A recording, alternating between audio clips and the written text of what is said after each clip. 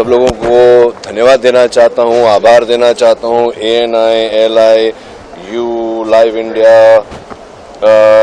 Teddy चक्कर, channel 1, focus news, आप सबको कि आप लोग आए और 400 एपिसोड हमने आज पूरे किए हैं और हमें बहुत गर्व है इस बात का कि इंस्टेंट हर चीज़ इंस्टेंट हो गई है आज के ज़माने में। उसमें 400 एपिसोड पूरे करना मुझे ऐसा लगता है कि गर्व की बात है और ये आशा करते हैं कि आगे भी 400 एपिसोड करेंगे।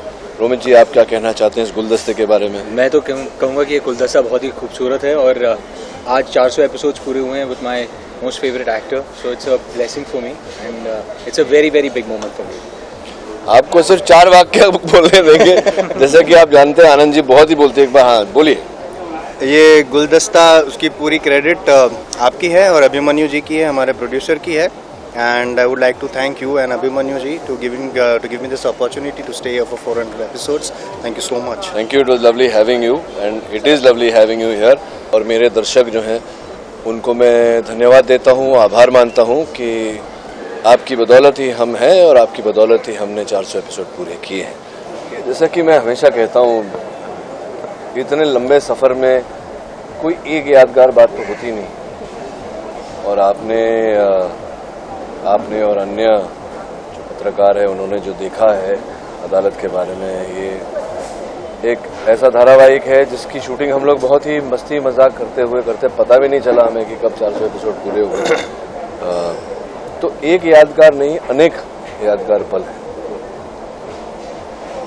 एक सिर्फ चुनना वो जरा कठिन। हिंदी टीवी इंडस्ट्री का अगर हम लोग कहें तो क्योंकि मिस्टर बच्चन को हम लोग एक महानायक के रूप में सोचते हैं, आप भी हिंदी टीवी इंडस्ट्री के साथ बड़े पर्दे के भी महानायक हैं और अमिताभ बच्चन के स्वरूप समझ सकते हैं हम आप? हाँ, ऐसा कहा जाता है। मुझे पदवी दी गई है टीवी के अमिताभ बच्चन, लेकिन टीवी के अमिताभ बच्चन तो अमित जी स्वयं है और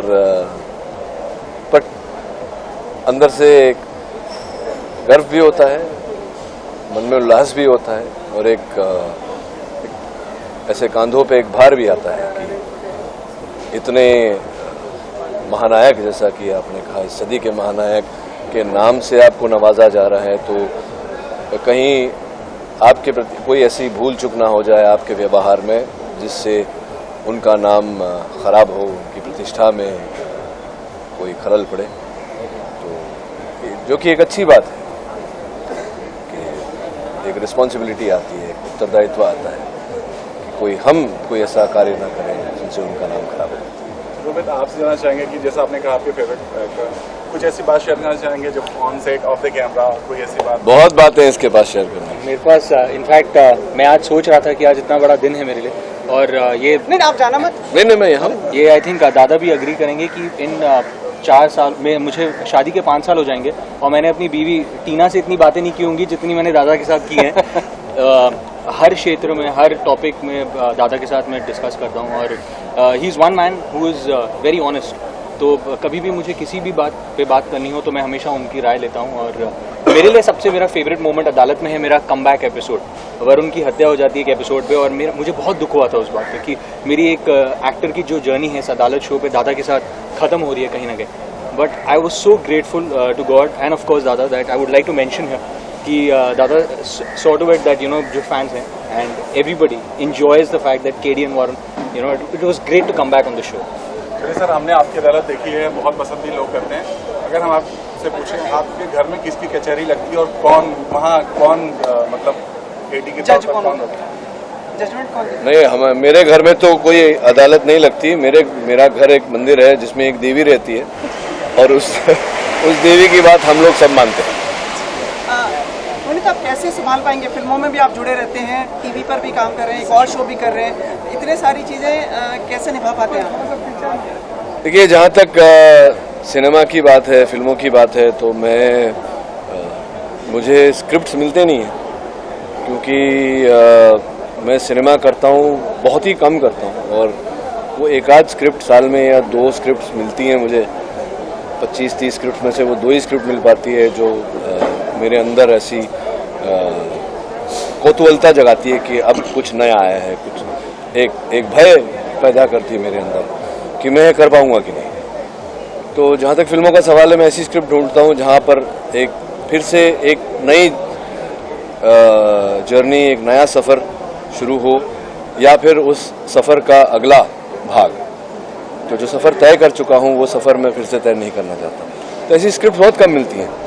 तो बचे ये दोनों शोज़, तो दोनों मेरे प्रोड्यूसर, चाहे वो बालाजी हो या अभिमन्यु जी हैं, तो समझते हैं इस बात को कि 2 शो कर रहा हूँ और उस समय उसके अनुसार जो समय का मैनेजमेंट है वो हो जाता है। 4 महीने से कर रहा हूँ और आशा करता हूँ कि आगे भी चलता रहे। हमें एक बात पता चला था, आप काजोल जी के साथ कोई फिल्म करने वाले हैं।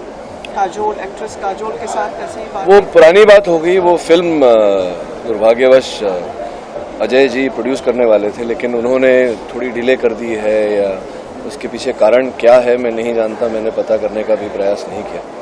तो जब होगी तब होगी। एक अंग्रेजी शो का भी हिंदी रूपांतरण के समय कहा जा रहा था कि आप करेंगे, ऐसी बात आई थी, आप शायद आपने खंडन किया था? नहीं, अंग्रेजी शो ही था, होमलैंड था। होमलैंड में मुझे रोल ऑफर किया गया था, लेकिन 5 महीने अपना देश छोड़कर, अपना परिवार छोड़कर, और जो मेरे हिंदुस्तान में जो दर्शक है उन्हें छोड़कर 5 महीने ऐसे ओझल हो जाना, ये बात कहीं बैठी नहीं। तो यानी आपने हमें प्रेफरेंस दी? यानी बिल्कुल, मैं यही कहूँ तो यही प्रेफरेंस दूँ। हाँ सर, अभी आपसे 2 सवाल पूछने हैं महत्वपूर्ण। उनसे पहले इनका अनुभव पूछ रहे हैं रोनित जी के साथ। 400 एपिसोड अदालत के हुए हैं, रोनित जी के हुए हैं, रोमित जी के हुए हैं, मेरे 400 नहीं हुए। मेरे उसमें से कुछ हुए हैं, लेकिन फिर भी आज यहाँ पे बाइट्स मैं दे रहा हूँ, that is total credit goes to Ronit भाई। मैं रोनित दा नहीं बुलाता हूँ, मैं रोमित भाई बुलाता हूँ। It's a Gujju connection. And as what Romit said, सिर्फ एक्टिंग पे नहीं, लेकिन दूसरे कोई भी टॉपिक में, मेरे पर्सनल प्रॉब्लम्स हो, कोई भी टॉपिक हो, I call him whenever I want to, and he is always there to help me in my personal, me, my wife. And another thing is कि एक एक्टर होने के बावजूद भी साथ साथ मुझे अदालत लिखने का भी मौका मिला, and he is always supported me. मेरे स्क्रिप्ट को भी सपोर्ट किया है, जहाँ पे गलती हो रही है उन्होंने मुझे सुधारा भी है। So I think I have grown with Adaalat a lot. I have literally grown with Adaalat a lot, and thanks to Romit भाई एंड अभिमन्यु। रोनित, आप समाज के एक अभिन्न अंग भी हैं और आपके लोग बात सुनते हैं। हमें एक आपकी जानकारी चाहिए थी, किस तरह से आप हमारी सरकार से चाहेंगे कि जो एक आम आदमी है या महिलाएं, उनके लिए ख्याल रखें। आने वाले जो वार्षिक जो बजट रहता है, आपके विचार बहुत महत्वपूर्ण हैं और आपको कहना पड़ेगा। रेल बजट और मैं कहूँगा, जबकि मैं जानता हूँ कि मेरे विचार इतने महत्वपूर्ण भी नहीं है। हाँ, आपकी ये बात सच है कि मैं ये जो सोसाइटी है, समाज है, उसका एक अंग हूँ, और जो अंग मैं समाज का हूँ, उस अंग का कार्य है उनका मनोरंजन करना, जो मैं करता हूँ। जहाँ तक बजट इत्यादि का प्रश्न उठता है, वो हमारे ऑनरेबल फाइनेंस मिनिस्टर जो है, ये उनका कार्य है जी। और मुझे ऐसा निजी रूप से ऐसा लगता है कि ये जो बजट होगा, इसमें बहुत सारी कटौती सब्सिडीज़ में देखी जाएगी, और बहुत टैक्सेशन में बहुत सारे सुधार आएंगे, जिससे सेविंग्स बढ़ेगी। तो ये बजट जो होगा वो किसी उद्योग या उद्योगपति को खुश करने के लिए नहीं बनाया जाएगा, जैसे कि इतने वर्षों से बनाया जाता था, और ना कि जो तुरंत, एक जैसे मैंने कहा, इंस्टेंट ग्रेटिफिकेशन, वो भी नहीं होगा इसमें। लॉन्ग टर्म जो बेनिफिट है, इकोनॉमी जो ग्रो कर रही है हमारी, तो उस इकोनॉमी को और ग्रो करने के लिए मेरा ऐसा मानना है कि ये बजट कुछ ऐसा होगा कि हमारी इकोनॉमी ग्रो करे, और ग्रोइंग, एक इमर्जिंग इकोनॉमी जो बोला जाता है, हम इमर्जिंग इकोनॉमी से निकलकर एक स्ट्रॉन्ग इकोनॉमी बने। कुछ विशेष अनुरोध, मतलब जो बातें जो ध्यान में रखी जानी चाहिए, जैसे ये तो बात है ही, जैसे मुंबई की रेल स्ट्रक्चर के बारे में, या फिर एंटरटेनमेंट के फील्ड के बारे में, टैक्स के बारे में कुछ आपकी पर्सनल बात, ये महिलाओं के प्रति पर्सनल देखिए, पर्सनल बातें तो ऐसी अनगिनत हैं, चाहे वो महिलाओं की सेफ्टी को लेकर हो या बच्चों की सेफ्टी को लेकर हो या मुंबई के इंफ्रास्ट्रक्चर को लेकर, मुंबई की सड़कों को लेकर हो। बट एक बजट इस हर मसले को कवर नहीं कर सकता। जैसा कि मैंने कहा, ये बजट इस गवर्नमेंट का जो पहले गवर्नमेंट आई, फिर हनीमून पीरियड हुआ, फिर काम शुरू हुआ, मेक इन इंडिया अभियान, ये सब धीरे धीरे गवर्नमेंट कर रही है। तो जितना बुरा हुआ है उसका पहले तो सुधार करना है, फिर आगे बढ़ाना है। तो समय लगता है हर चीज़ को, और जो नई गवर्नमेंट है कर रही है। तो सिर्फ एक बजट में ये अपेक्षा नहीं की जा सकती कि सब कुछ उधर जाएगा। रोहिणी, कभी आप राजनीति में आएंगे? कभी नहीं। बहुत अच्छे नेता बनेंगे वोट नहीं, मैं अभिनेता ही ठीक हूँ। He is not at all into politics and I vouch for it. Rajya Sabha में कभी मनोनीत सदस्य? देखिए, मुझे में बहुत बुरी आदत है, मैं झूठ बोल नहीं सकता। Correct. तो मैं, और उससे भी बुरी एक आदत है कि मैं जो बुरा बोलना होता है अगर, तो मैं मुंह पर बोलता हूँ। तो मुझे नहीं लगता कि मुझे दूर से कोई टिकट देगा। अच्छा, दूसरा इस शो को कंटिन्यू, और ये आप जो पूछ रहे हैं उसके उत्तर में मैं ये भी कहूँगा कि समाज की सेवा करने के लिए नेता बनना आवश्यक है। बहुत बता दिया चारों तरफ, बाजार तो भाई। रोहिणी जी, ये शो आप करते रहेंगे, और अगर मान लो जैसे ईश्वर ना करे कि आप इस शो से दूर जाएं, अगर जाएंगे तो उसका उत्तरदायित्व कौन संभालेगा? देखिए, ये शो मुझे नहीं लगता कि मैं इससे कभी दूर जाऊंगा।